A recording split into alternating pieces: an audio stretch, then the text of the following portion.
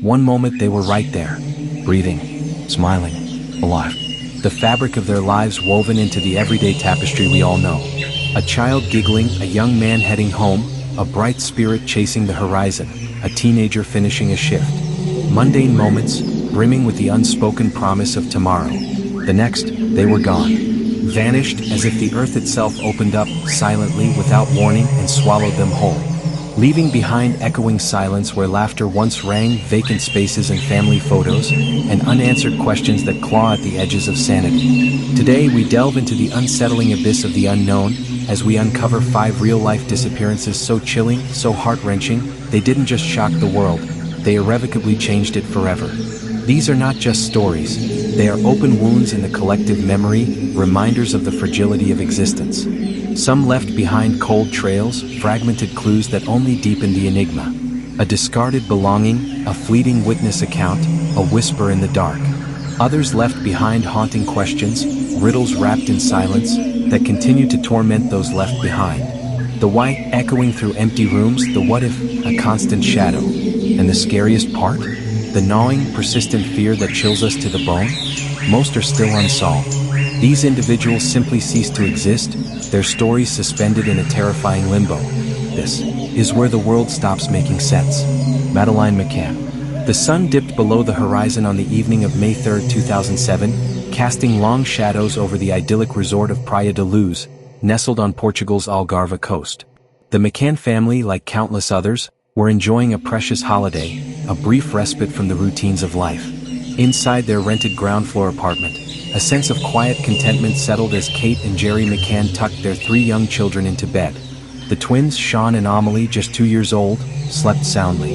In the next room, their eldest, Madeleine McCann, a vibrant little girl just shy of her 4th birthday, lay nestled under the covers, her favorite pink pajamas a familiar comfort.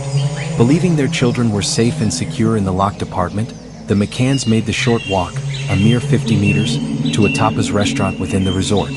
They agreed to check on the children regularly, a routine born of caution and love. Jerry McCann made the first check around 9:05 p.m. All was peaceful. The twins slept soundly and Madeleine was undisturbed in her bed. But the peace was a fragile illusion. Just under an hour later, at approximately 10 p.m., Kate McCann returned to the apartment. The scene that greeted her shattered their world. The window in Madeleine's room was ajar, the curtains gently swaying in the evening breeze. And Madeleine was gone. No sign of struggle, no muffled cries, no shattered glass. Just an empty bed, a silent testament to a parent's worst nightmare. A chilling void where their precious daughter should have been. Panic erupted. The quiet evening shattered into frantic cries for help. Resort staff and fellow holidaymakers joined the desperate search, their flashlights cutting through the darkness. Word spread like wildfire through the small community, then across the nation and finally across the globe. Search parties, fueled by raw emotion and a desperate hope, scoured the town and the surrounding countryside. Helicopters buzzed overhead, their spotlights piercing the night. Madeleine's innocent face, with her captivating green eyes, soon became ubiquitous. It adorned posters plastered on lampposts, flashed across news channels in every corner of the world, and became the haunting centerpiece of countless documentaries. The investigation that followed was vast and complex, involving local police, international agencies, and a relentless media scrutiny. Theories abounded, each more unsettling than the last. Was it an opportunistic abduction by a local criminal? A meticulously planned kidnapping by a shadowy network? Or could there have been a more tragic, unforeseen accident? Millions of pounds and countless investigative hours have been poured into unraveling this agonizing mystery. Suspects have come and gone, leads have emerged and faded, but the fundamental question remains unanswered. What happened to Madeleine McCann? Her disappearance continues to be an open wound, a stark reminder that even in the most seemingly secure environments, unimaginable horrors can unfold. The pink pajamas, the open window, enduring symbols of a lost child and a mystery that refuses to yield its secrets. Brandon Swanson. The date was May 14, 2008. The time, a little after 1 a.m. 19-year-old Brandon Swanson was making the familiar drive home to Marshall, Minnesota, after spending the evening celebrating the end of the college semester with friends in nearby Canby. The roads were dark and unfamiliar in the early morning hours. Somewhere along a rural gravel road, Brandon's Chevrolet Lumina slid off the unpaved surface and into a ditch. Uninjured but stranded, he did what many would do. He reached for his cell phone and called his parents, Annette and Brandon Swanson. Calmly, Brandon explained his predicament. He wasn't sure exactly where he was, but he could see the faint glow of lights in the distance, which he believed to be the town of Lynn. Reassuring his parents that he was okay, he decided to start walking towards those lights, staying on the phone with them for guidance. Minutes ticked by. The conversation was ordinary, filled with the mundane details of his surroundings as he walked. He described fences he was crossing, the terrain underfoot. His parents, attempting to pinpoint his location, drove out to search for him, using his descriptions to guide their efforts. Then, at approximately 1:30 a.m., the normalcy shattered. A sudden, jarring exclamation cut through the static of the phone line. Brandon's voice, "Oh shit." The call abruptly ended. Annette and Brian called back again and again, but there was no answer. Their son had vanished into the silent darkness. The following morning, the search began in earnest. Brandon's abandoned car was located in a ditch near Porter, Minnesota, miles away from where he thought he was. A thorough examination of the vehicle revealed nothing out of the ordinary. No signs of a struggle, no blood, no indication of foul play within the car itself. Search dogs were brought in, their sensitive noses attempting to pick up Brandon's scent. They tracked him away from his vehicle, leading investigators towards a nearby river, the Yellow Medicine River. But at the water's edge, the scent abruptly disappeared, as if Brandon had simply evaporated. The lack of any concrete evidence fueled a torrent of agonizing questions. Had he encountered an accident during his walk? Was he the victim of an ambush in the desolate countryside? Or did something far more inexplicable occur that night? To this day, the mystery of Brandon Swanson's disappearance remains unsolved. His parents, clinging to a fragile hope, continue to leave their porch light on every single night, a silent vigil, a beacon in the darkness, praying that their son will someday find his way home. The chilling final words, "Oh shit," echo in the minds of investigators and the hearts of his loved ones, a haunting testament to a moment frozen in time, just before silence descended. Asha Degree. February 14, 2000. Valentine's Day. A day typically associated with love and connection. But for the Degree family in Shelby, North Carolina, this day would forever be shrouded in a chilling mystery. 9-year-old Asha Degree was described as a bright and quiet child, a fifth grader with a seemingly happy home life. She shared a bedroom with her older brother, O'Brien. On the night of February 13th, nothing seemed amiss. The children went to bed and their parents checked on them before retiring for the night. But in the pre-dawn hours of Valentine's Day, something extraordinary and deeply unsettling occurred. Sometime between 2:30 a.m. and 6:30 a.m., Asha quietly got out of bed. Without leaving a note, without telling a soul, this small, slender girl packed her book bag. Inside, she placed some clothes, a Tweety Bird purse, and a copy of a children's book. Then, stepping out into the cold, rainy darkness, Asha walked out of her house and onto Highway 18, a busy road, completely alone. Multiple motorists driving along Highway 18 in the early morning hours reported seeing a small child walking alone along the shoulder of the road, drenched by the relentless rain. At least one driver even turned their car around, concerned for the child's safety, but as they approached, the little figure darted off the side of the road and disappeared into the dense woods. No one knows why Asha left her warm bed and ventured out into the storm. There were no arguments at home, no apparent signs of distress. Her family was loving and supportive. Her life, by all accounts, seemed content. The search for Asha was immediate and extensive. Law enforcement, volunteers, and the FBI scoured the area, but no trace of the young girl was found. The mystery deepened over a year later, in February 2001, when Asha's book bag was discovered. It was found wrapped carefully in a plastic bag, buried in a wooded area approximately 26 miles north of her home.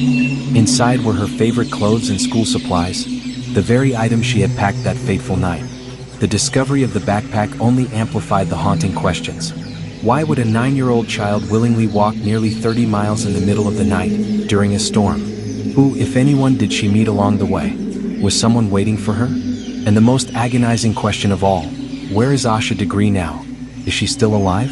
The circumstances surrounding her disappearance remain baffling, a chilling puzzle with no discernible pieces fitting together, leaving behind a legacy of unanswered whys, and a community forever marked by the mystery of the little girl who walked into the storm and vanished. Amelia Earhart. July 2, 1937. The world held its breath, captivated by the audacious spirit of Amelia Earhart. An icon of courage and determination, she was nearing the end of her ambitious attempt to navigate the globe by airplane, a feat that would etch her name even deeper into the annals of aviation history.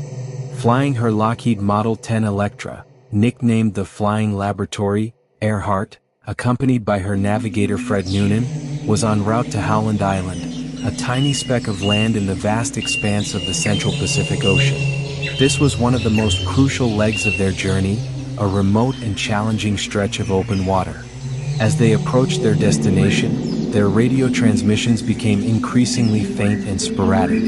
The world listened intently, hanging on every crackling word. "We are running north and south." Faint, crackly old radio sound effect.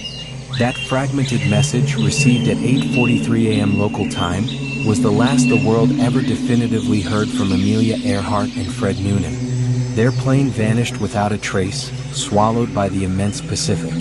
The disappearance of such a prominent figure ignited a global sensation. An extensive air and sea search, one of the largest in history at the time, yielded no wreckage, no distress signals, no sign of the Flying Laboratory or its intrepid occupants. In the decades that followed, the mystery surrounding Amelia Earhart's fate has only deepened, giving rise to a plethora of theories, ranging from the plausible to the wildly speculative. The most widely accepted explanation is that her plane ran out of fuel and crashed into the ocean, the wreckage sinking into the deep. However, other theories persist, fueled by the lack of concrete evidence. Some believe they may have landed on a different island, perhaps Gardner Island, now Nikomaroro, and perished as castaways.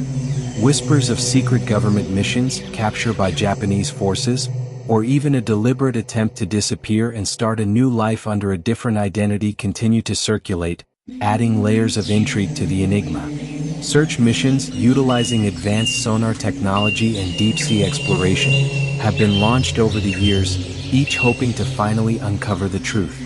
Yet, Amelia Earhart's final resting place, and the precise circumstances of her disappearance, remain stubbornly elusive. Her story serves as a poignant reminder that even the most ambitious dreams can be swallowed by the unforgiving vastness of the unknown, leaving behind a legacy of courage intertwined with an enduring, haunting mystery. Brianna Maitland. March 19, 2004. The chill of late winter still clung to the air in Montgomery, Vermont.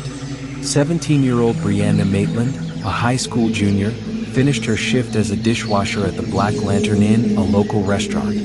Around 11:20 p.m., she said goodbye to her colleagues and headed out into the night, presumably to drive the short distance home in her green 1985 Oldsmobile Delta 88. The next morning, Brianna's car was discovered in a truly unsettling location. Backed haphazardly into the side of an abandoned farmhouse on Route 118 in nearby Montgomery Center, about a mile away from where she was last seen. The scene was immediately chilling and raised more questions than answers. The car showed signs of damage, as if it had been abruptly reversed and collided with the building. Inside, investigators found Brianna's paychecks from the Black Lantern Inn lying on the front seat.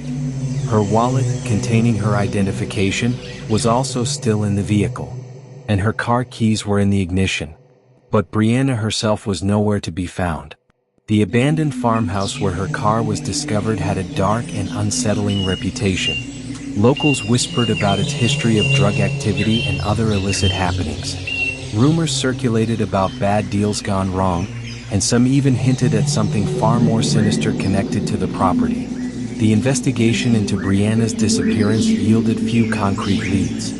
Initial theories ranged from a simple car accident that led to her wandering off in the cold, to a possible abduction.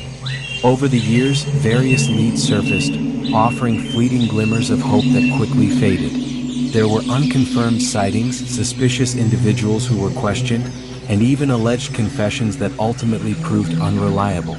At one point, investigators even searched for human remains based on a tip, but nothing was found. The lack of any definitive answers has left Brianna's family and the local community in a state of perpetual anguish. The abandoned farmhouse on Route 118 still stands, a silent and grim monument to a young woman who drove into the darkness and seemingly vanished without a trace. It serves as a haunting reminder of the fragility of life and the enduring pain of the unknown, a place where a promising future abruptly collided with an inexplicable void. 5 souls. 5 lives interwoven with the fabric of our world, then suddenly inexplicably severed. 5 stories that leave us grappling with the unsettling truth. Not every mystery finds its neat conclusion. Not every lost soul is found. These disappearances, though separated by time and geography, share a common thread: the enduring pain of the unknown, the lingering questions that haunt families and communities, and the chilling reminder of how easily someone can simply vanish. Which of these haunting cases resonates with you the most? Which leaves you with the most unanswered questions? Share your thoughts and theories in the comments below. I'll be there reading and engaging with your perspectives. Don't forget these names and the year they disappeared. Madeleine McCann, May 3, 2007. Brandon Swanson, May 14, 2008. Asha Degree, February 14, 2000. Amelia Earhart, July 2, 1937. Brianna Maitland, March 19, 2004.